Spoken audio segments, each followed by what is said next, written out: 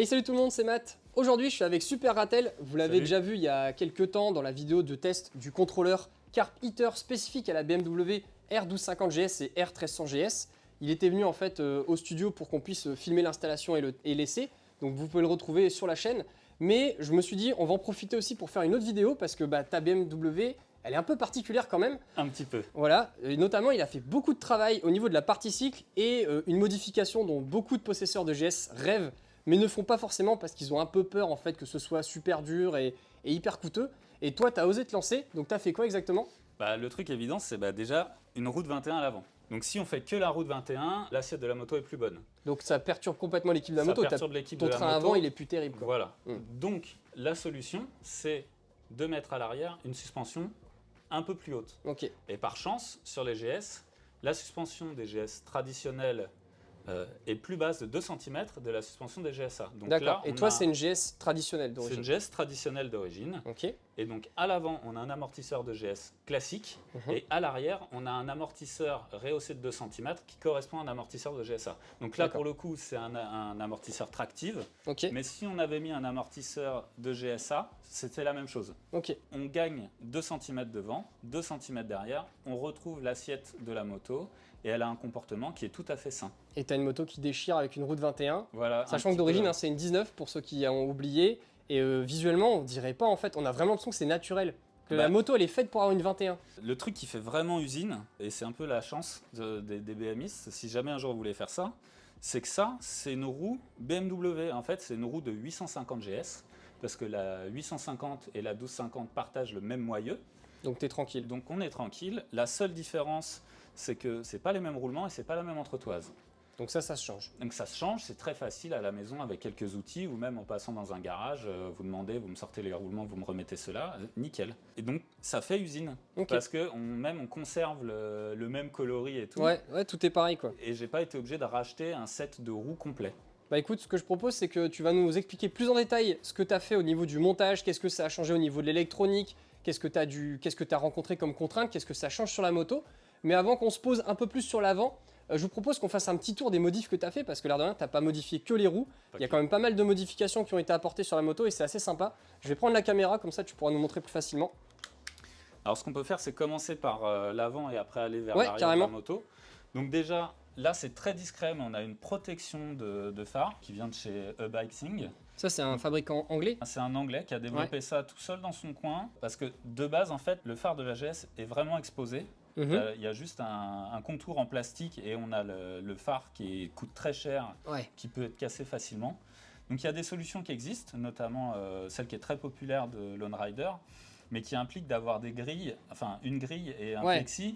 Donc c'est un système qui est un peu plus compliqué, qui est très voyant, qui ne fait pas usine. Là tu voulais un truc discret. Là je voulais un truc un peu discret. C'est vrai que ça se fond vraiment dans la masse, quoi. Le moule il est nickel. Hein. Sympa. C'est nickel, c'est bien étanche. Pour le coup, je l'ai passé au Karcher plusieurs fois, aucun problème. La partie qui est un petit peu jaune pour faire le rappel avec la bulle et avec l'édition anniversaire de la moto. Petite signature visuelle sympa, rappel aussi avec les feux additionnels. Et ça, c'est une pièce en fait qui peut se changer. C'est-à-dire que soit vous mettez ça, soit vous mettez couleur ambre, soit vous mettez rien du tout. Ouais. Et il y a même une option qui est que là, on a un plexi transparent, mais vous avez aussi l'option de mettre un plexi miroir pour avoir un effet... plus typé vraiment fantôme quoi. Voilà. Ok. Ouais, sympa comme truc, je connaissais pas du tout. Après, t'as fait quoi d'autre? Je vois la petite bulle aussi. Ça, c'est la bulle rallye de chez BM. Et elle est jaune comme ça de base? Elle est jaune comme ça sur l'édition 40e anniversaire. Ah, d'accord, c'est pour ça, ouais. Parce qu'à la base, c'est une édition 40e anniversaire. Je voulais une GS parce que j'ai essayé plein de motos, c'est celle qui m'allait bien, mais je voulais pas la GS de tout le monde. Ça m'embêtait d'avoir la même moto que tout le monde. Bref, donc c'était une 40e anniversaire avec la bulle rallye qui est jaune sur cette édition. Donc petit rappel de jaune sur le phare et ensuite l'autre modif qui est vraiment, à mon avis, un élément de sécurité vraiment intéressant, c'est les feux additionnels Denali.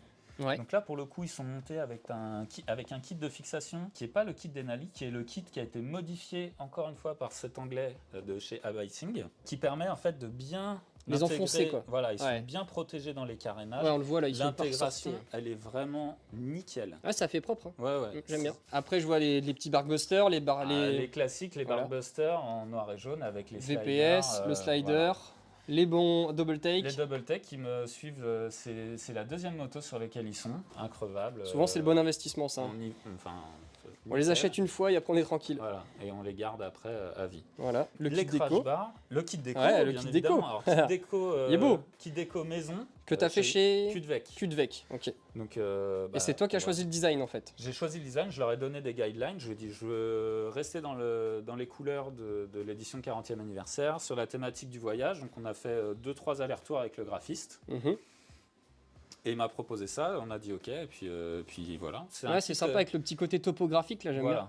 Et puis le côté un peu déjà sale de la moto. Et il manque plus que les petits logos BMW en noir. Ouais, en fait, même ce que j'aimerais bien, c'est mettre mon petit logo à moi à la place carrément. de l'hélice. Ouais, comme j'ai filmé sur le réservoir. Ça pourrait être rigolo. Ça pourrait être marrant. Maintenant, j'ai pas encore trouvé où est-ce qu'on pouvait faire ça. En impression 3D au pire. En s'embêtant un petit peu, voilà, il y a moyen de faire quelque chose. Après au guidon, je vois que tu as la sacoche Lone Rider. Petite sacoche Lone Rider, très pratique. Le petit antivol de TFT qui fait surtout aussi par soleil. Ah oui, bien, c'est un double usage. Double usage. Là, support smartphone. Le support ShapeArt. J'ai été influencé. Qui fonctionne super bien. Bon, si ça marche bien, c'est ce qui compte. Je l'ai sur la moto, sur le vélo, dans la voiture. Tu as créé ton écosystème comme ça avec tout Même partout. sur autoroute allemande, ça tient très bien. Ça tient bien, ouais. Là, on a le fameux Carpeter dont on a parlé la fois dernière qui permet de contrôler le smartphone en Bluetooth avec la molette également. Parce qu'on vient hacker entre guillemets le contrôleur de navigation GPS d'origine. C'est vraiment bien foutu ce truc-là. Ça, c'est cool. Les crash bars, il y a une petite histoire. C'est qu'au départ, j'avais pas ces caches culbuteurs. Au départ, sur l'édition anniversaire, c'est les caches culbus usinés en aluminium. Et donc, ils sont quoi? Ils sont gris, ils sont plus ressortants? Ils sont très jolis. Ils sont noirs, gris et il y a un petit slider en plastique qui peut être jaune ou noir. D'accord. Le problème, c'est qu'ils dépassent un petit peu, un peu plus que les caches culbus normaux. Et du coup, je voulais les protéger et le seul crash bar compatible avec les caches culbus 719, ce sont les SW Motec. Ils sont hyper solides, j'ai posé délicatement et en plein contrôle la moto plusieurs fois des deux côtés, ça ne bouge pas. Ouais, surtout couplé à cette partie-là qui, je vois, elle a plié, elle a déjà bien pris. Voilà, ça c'est Temersit qui fait ça, ils vendent un package avec une plaque de renfort qui va venir protéger en cas de cailloux ou de gros impacts qui pourraient... ça c'est top pour protéger les cylindres. Qui pourraient percer le cache culbut. Et ce que j'ai fait à terme, c'est que j'ai fini quand même par remplacer les caches culbus par des caches culbus entre guillemets normaux. Donc j'en ai trouvé des d'occasion, un peu rayés sur le bon coin. Je les ai repeints en noir comme et ça, hop, c'est réglé. Et si je les abîme, c'est pas très grave. Toujours dans la thématique de la protection, on a le sabot. Donc là, c'est un AXP. Ouais. Alors je pensais essayer de gagner un peu de poids, mais pas du tout en fait. C'est aussi lourd. J'avais un sabot alu 4 mm de chez Temersit qui fait le même poids à 10 grammes près que le sabot XP. Bon, l'avantage c'est que celui-ci du coup il fait pas de bruit quand on prend des cailloux. Après, je vois encore pas mal de petites choses ici. Extension de pédale de frein, Altrider, avec un petit câble qui permet, en cas de pas mal, problème, ça, pour pas que ça s'arrache. Ça n'arrache pas la pédale de frein. Ouais, ça c'est cool. Les motopegs. Voilà, les Lone motopegs, Lone Rider, que j'ai laissé en configuration normale. Ouais. Et j'en suis parce très que content. Ils sont rotatifs pour ceux qui connaissent pas. Et on peut régler la dureté de rotation en fait. Voilà. Et ils sont rotatifs, mais à la main. Bonne chance. Mais avec mon poids, en fait, ça rajoute un petit peu de souplesse, c'est vachement sympa. Là, on en a parlé, l'amortisseur arrière tractive. Pour le coup, je me suis fait un peu plaisir parce que, vu mon niveau, je sens pas vraiment la différence avec un amortisseur BMW. Cependant, je pense que ça va m'accompagner dans ma progression et que c'est bien d'avoir du matériel qui peut évoluer, qui peut évoluer avec nous en fait. Puis on te l'a réglé nickel chrome dès le début, donc c'est vrai que c'est peut-être pour ça que tu le sens pas, c'est qu'en fait il est naturel dans comment il est réglé. J'ai fait appel à un spécialiste qui me l'a réglé à mon poids et à mon usage et franchement pas déçu. Ensuite, le silencieux Arrow, pour le coup c'est pas pour faire plus de bruit ou quoi, c'était juste pour essayer de gratter du poids. Et tu gagnes combien à peu près? 2 kilos. Ah ouais, c'est pas négligeable. C'est pas négligeable. Un autre truc où on gagne du poids mais qu'on voit pas. C'est vrai qu'on l'a pas vu. Derrière, elle est juste là. Une petite batterie lithium, pareil, on gagne encore 2 kilos. L'ABS batterie habituelle, qu'on aime bien tous. J'ai aussi supprimé la béquille centrale. Ouais, ça aussi c'est un béquille, petit gain de poids. J'ai une béquille d'atelier à la maison et en fait quand on est en station debout sur ces motos-là, côté gauche, on peut avoir l'arrière de la botte qui tape sur la béquille. Sur la béquille. Ouais, c'est pas agréable. Et c'est pas agréable. Là, du coup, plus de problème. La selle Elle est trop belle. Touratech qui est très très bien. Alors, j'avais la selle Rallye BMW. Cependant, en fait, elle est beaucoup plus courte. Elle est jaune, elle est jolie, mais elle est hyper salissante. Ouais, là, j'aime bien le matériau. Là, c'est une espèce de tissu qui a l'air super, super résistant, qui se perce pas facilement parce qu'il est déjà micro-percé, donc il doit vite sécher. Et c'est la version... Cool. Alors, ils ont deux versions. Ils ont une version pour lutter contre la chaleur et une version qui permet d'évacuer plus facilement l'eau. Vu les régions où on est, moi, j'ai plutôt opté pour la version... T'as pris l'évacuation de l'eau, hein. L'évacuation d'eau. Pour le coup, testé et approuvé le week-end dernier là, à Sens, où on a eu 2 jours très humides dans la boue et, et pas mal la pluie. Enfin, la selle était sèche assez rapidement. Les supports de valise, alors pour le coup, je me suis pas embêté. J'avais pris les supports BMW. Je me suis enquiquiné à les peindre en or, mais comme on voit... Ouais, bah c'est jamais facile de les garder nickel. Hein. Ils servent aussi de protection en cas de chute. Et dessus, tu fixes des valises ou t'as rien de spécial? Bah, j'ai les motobags de Lone Rider et à l'arrière, je suis prêt à recevoir l'Overlander. D'accord. C'est-à-dire qu'en configuration boulot, je mets mon top case, c'est un JV Tracker. Et en configuration balade ou voyage, j'ai soit juste l'Overlander si c'est pour des petites sessions, soit Overlander plus les valises quand c'est pour plus longue durée. C'est cool, c'est que là en fait tu arrives à mettre ton top case sans devoir retirer les sangles. Exactement. Ah, ça c'est top. Et donc c'est la platine. C'est vrai qu'elle est énorme la platine. Hein. Platine ta main là à côté, Ah ouais. c'est une sacrée platine, hein. Ils font pas semblant. Platine Altrider qui est pas lourde en plus, très solide avec plein de points d'ancrage et plutôt esthétique.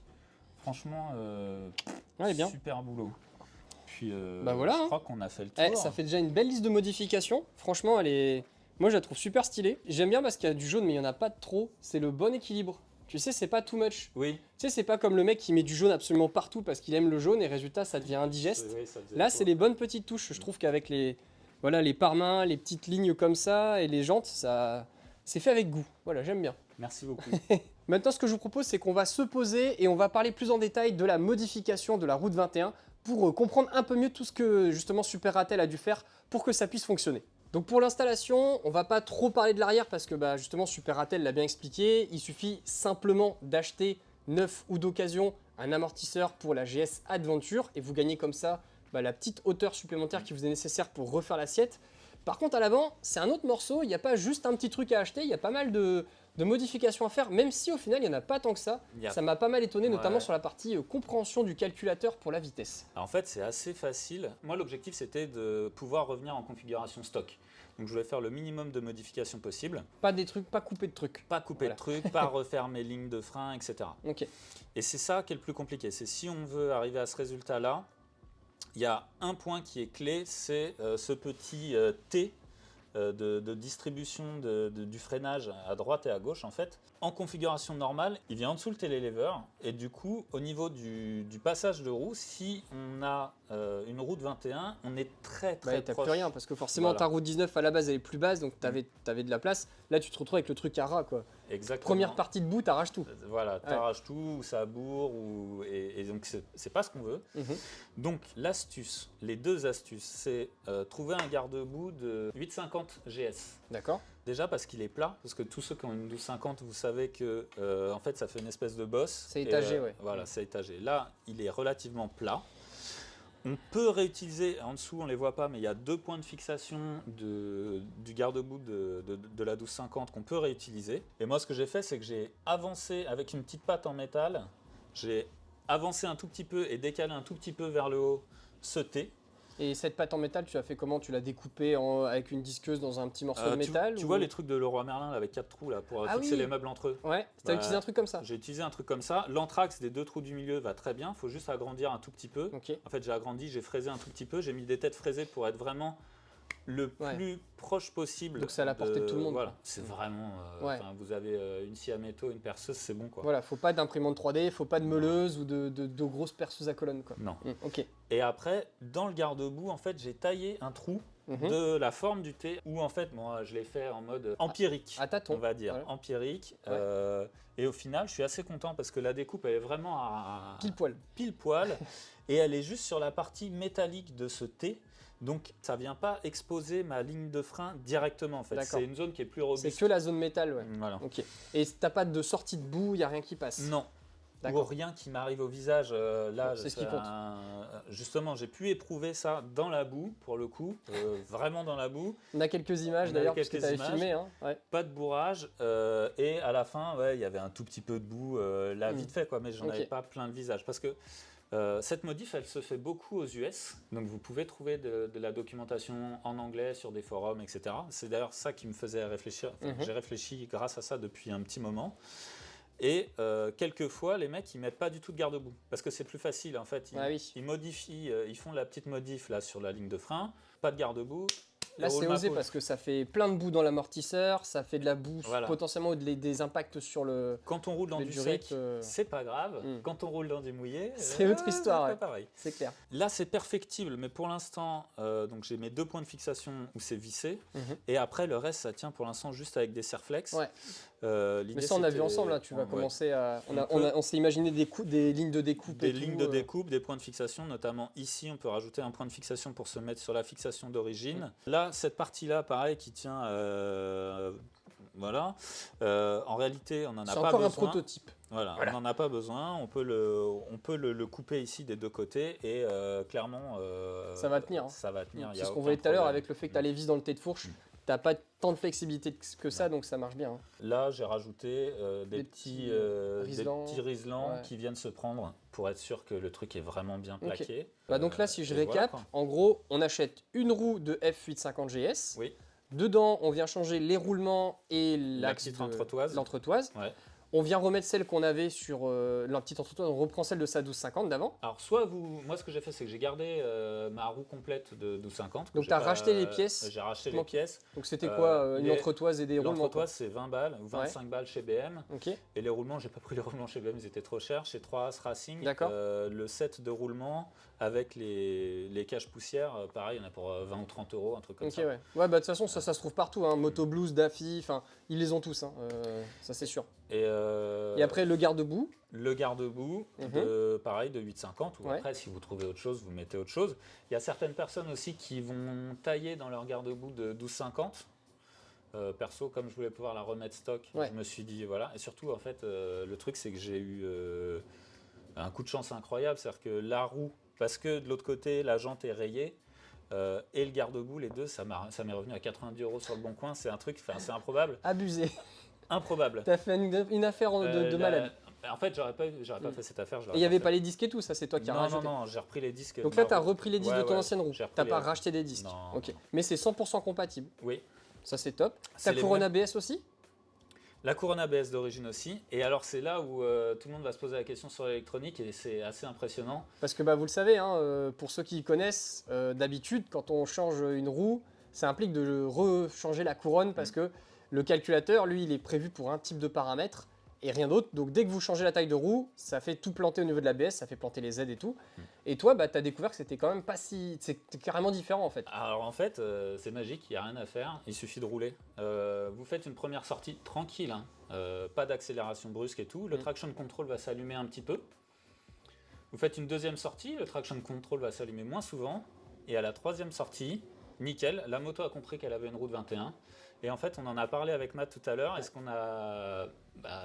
ce qu'on en a déduit, c'est que... C'est notre théorie, parce qu'on n'a pas de documents techniques pour l'approuver. Pour l'approuver, mais la théorie, c'est que comme la moto est équipée d'un module GPS, automatiquement, elle va recalibrer son électronique par rapport à ce qu'elle va capter avec le GPS et ce qu'elle va constater au niveau elle va croiser la vitesse mesurée au niveau de ce capteur ABS et la vitesse réelle détectée par le GPS et automatiquement ajuster ses paramètres pour faire fonctionner.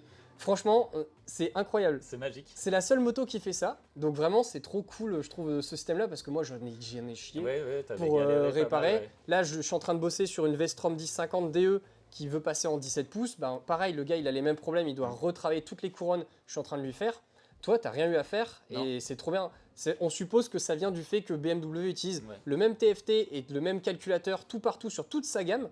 Et résultat, pour pas s'embêter, ils ont programmé un truc de code qui automatiquement ajuste comme ça les paramètres à chaque moto, quoi. Et si c'est ça, c'est génial parce que du coup la conversion est facile. Voilà, donc même si un jour tu as envie de foutre une 18, à l'arrière, tu pourrais le faire dans l'absolu. Dans l'absolu, tu pourrais. Sans que ça fasse planter l'électronique. En théorie. Ouais, donc, en théorie. Le seul problème de mettre une 18 à l'arrière, c'est qu'on n'a pas la place avec le bras oscillant. Donc il faudrait le tailler. ça devient tendu, ouais, ça fait du ouais. boulot là. Mm. Bon, on va Donc, rester comme ça, on va c'est rester déjà comme pas mal. ça. Par contre, ce qui peut se faire si tu veux un diamètre de roue artificiellement un peu plus grand à l'arrière, c'est tu changes la dimension de pneu en fait.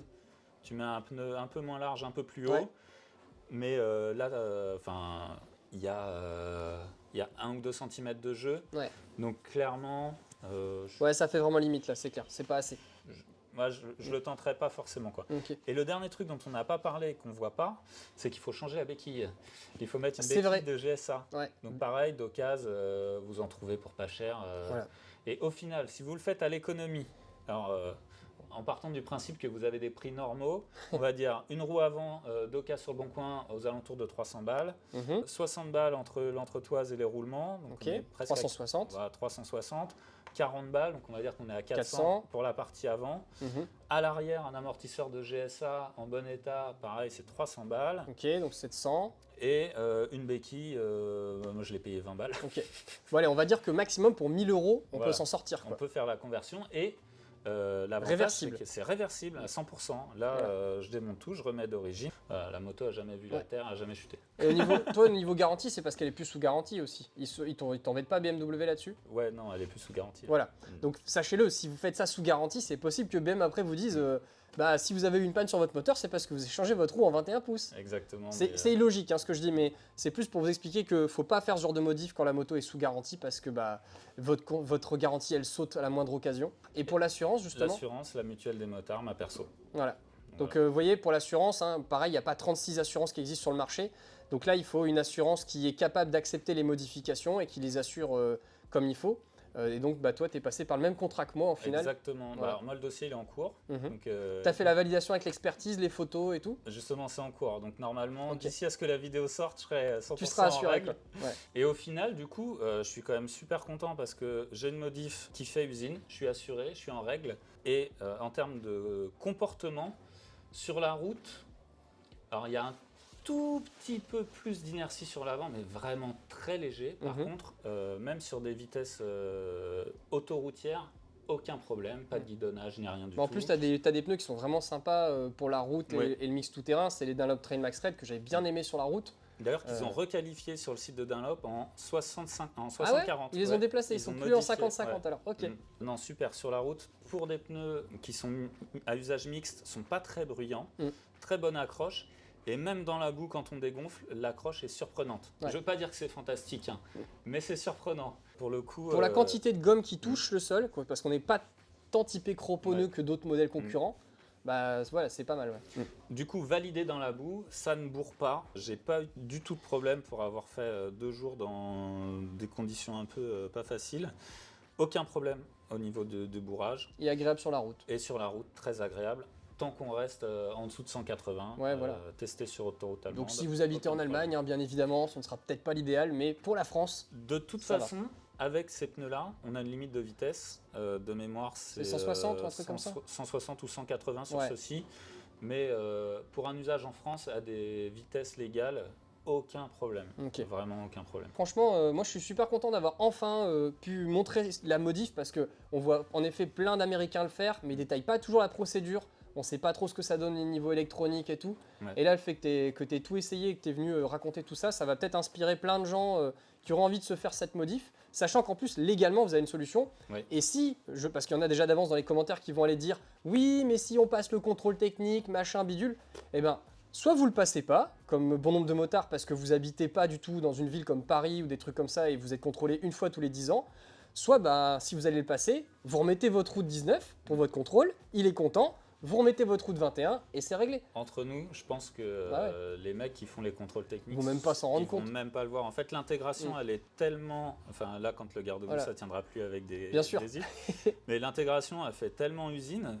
Enfin, moi, hier, j'ai un mec qui regardait la moto qui me disait « Ah, sympa les modifs et tout. » J'ai dit « T'as vu qu'il y avait une route 21 ?» Il me dit « Quoi ?» Non. En fait, c'est 19 à 21, c'est subtil. Hein. Le seul truc, c'est s'ils se mettent un jour à regarder la dimension qui est écrite dans leur cahier technique et qu'ils voient que c'est pas la bonne dimension. Mais auquel cas, voilà, si vraiment vous êtes concerné parce que vous avez envie de le faire, ce contrôle, ou vous n'avez pas le choix, et ben dans ce cas-là, oui, vous mettez la roue 19 et vous remettez votre roue de 21 après. L'avantage, c'est qu'il y a juste ça à dévisser, quoi. Hein, ça Ouais. va vite. Hein. Ouais, très facile. Clairement.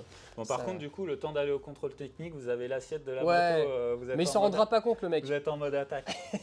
Ah, une dernière modif dont on n'a pas parlé, qui n'est Ouais. pas en lien avec cette transformation, c'est qu'elle tourne à l'éthanol. Ah oui, Ouais. c'est vrai. Toi, tu as mis aussi un kit flex fuel de chez Turnbike, Flex Fuel. comme sur la Alors, Tiger. j'ai dû modifier un tout petit peu la carto avec leur logiciel Ouais. parce que en dessous de 3000 tours, ça broutait un peu. Ouais, moi, c'est pareil. J'ai dû aussi un petit peu ajuster. Ouais. Et là maintenant, en Au top. rajoutant 20% sur la plage de régime jusqu'à 3000 tours, nickel. déchire. Dès que la moto est chaude, c'est comme à l'origine.